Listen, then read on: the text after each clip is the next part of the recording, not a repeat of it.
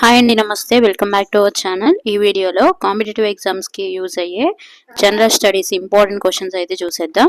First question, కింది వాటిలో ఏది ద్రావిడ నిర్మాణ శైలికి ఉదాహరణ? ఆన్సర్ 1, బృహదీశ్వర ఆలయం. బృహదీశ్వర ఆలయం అనేది భారతదేశంలోని తమిళనాడు రాష్ట్రంలోని తంజావూరులో ఉన్న శివునికి అంకితం చేయబడిన హిందూ దేవాలయం మరియు ఇది ద్రావిడ నిర్మాణ శైలికి ప్రసిద్ధి చెందింది. నెక్స్ట్ క్వశ్చన్, మూడవ రౌండ్ టేబుల్ సిఫారసు ఆధారంగా ఏ చట్టం ఆమోదించబడింది? ఆన్సర్ 3, ప్రభుత్వ భారతదేశ చట్టం 1935. మూడవ రౌండ్ టేబుల్ సమావేశం యొక్క కీలక ఫలితం ప్రభుత్వం జారీ చేసిన శ్వేతపత్రం. ఈ కాగితం ఆధారంగా భారత ప్రభుత్వ చట్టం 1935 ఆమోదించబడింది. నెక్స్ట్ క్వశ్చన్, జాతీయ అత్యవసర సమయంలో కింది ఏ ఆర్టికల్ ని తాత్కాలికంగా నిలిపివేయడం సాధ్యం కాదు? Answer 1, article 21. భారత రాజ్యాంగం యొక్క జాతీయ అత్యవసర పరిస్థితి సమయంలో ఆర్టికల్ 21 సస్పెండ్ చేయబడదు. ఆర్టికల్ 21 జీవితం మరియు వ్యక్తిగత స్వేచ్ఛకు రక్షణ అని పేర్కొంది. ఆర్టికల్ 21 ప్రకారం చట్టం ద్వారా ఏర్పాటు చేయబడిన ప్రక్రియ ప్రకారం తప్ప ఏ వ్యక్తి తన జీవితాన్ని లేదా వ్యక్తిగత స్వేచ్ఛను కోల్పోకూడదు. నెక్స్ట్ క్వశ్చన్, ధర్మచక్ర పరివర్తన దేనికి ప్రతీక? ఆన్సర్ 2, బుద్ధుని మొదటి ఉపన్యాసం. ధర్మచక్ర పరివర్తన సూత్రం అనేది బౌద్ధ గ్రంథం. దీనిని బౌద్ధులు గౌతమ బుద్ధుడు ఇచ్చిన మొదటి ఉపన్యాసానికి సంబంధించిన రికార్డుగా భావిస్తారు. నెక్స్ట్ క్వశ్చన్, కింది వాటిలో ఏది భారత రాజ్యాంగంలో రాష్ట్ర ఆదేశిక సూత్రంగా పేర్కొనబడలేదు? ఆన్సర్ 3, మానవ అక్రమ రవాణా మరియు బలవంతపు పని నిషేధం.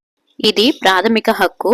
భారత రాజ్యాంగంలోని ఆర్టికల్ 23 మానవ అక్రమ రవాణా మరియు బలవంతపు పనిని స్పష్టంగా నిషేధిస్తుంది మరియు నేరంగా పరిగణించింది. నెక్స్ట్ క్వశ్చన్, నైరుతి రుతుపవనాల కాలంలో తమిళనాడు పొడిగా ఉండడానికి కారణం ఏమిటి? ఆన్సర్ 4, ఇది వర్షాఛాయ ప్రాంతంలో ఉంటుంది.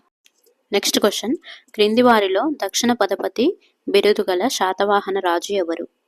ఆన్సర్ 2, మొదటి శాతకర్ణి. శాతవాహన వంశస్థాపకుడైన శ్రీముఖుడి యొక్క కుమారుడు మొదటి శాతకర్ణి. ఇతని బిరుదులు అప్రతిహిత చక్ర, దక్షిణ పదపతి. యజ్ఞయాగాదులు చేయడం, భూములను దానం చేయడం ఇతనితోనే ప్రారంభమైంది.